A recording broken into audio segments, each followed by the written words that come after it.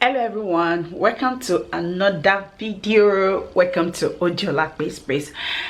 Today I'm taking you to the market and we want to get yam flour, but this time around the so-called the popular Elubo.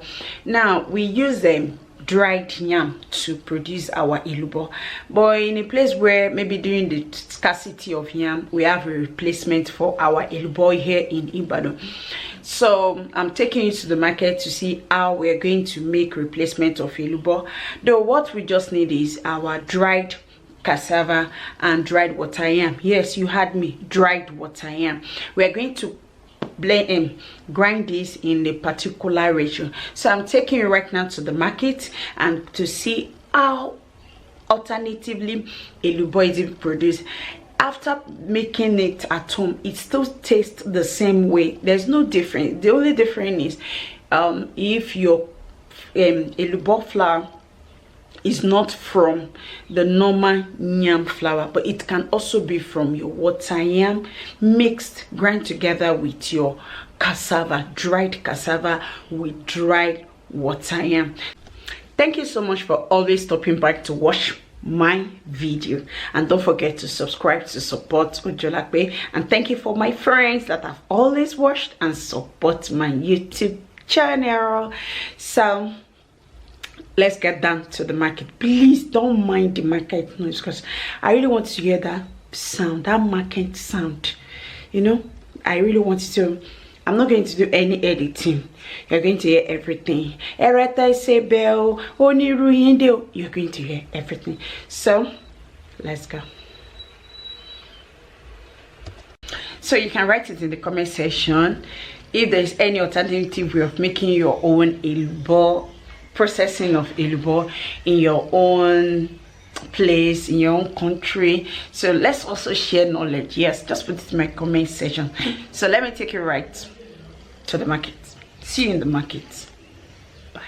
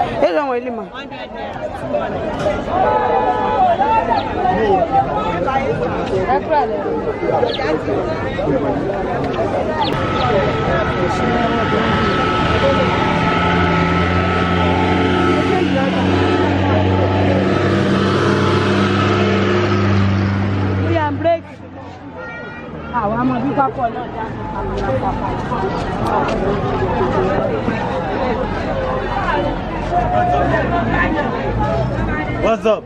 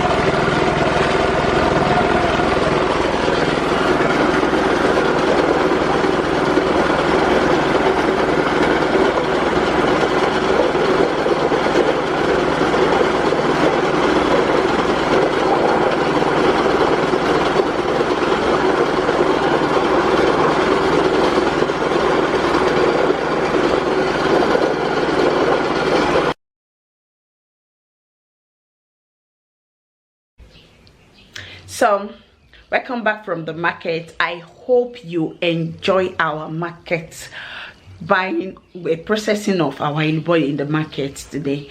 So if you love this video, don't forget to subscribe, like, and share. Till I see my next video, I say remain blessed. My name remains Ojuolape. I say bye. See you in my next video.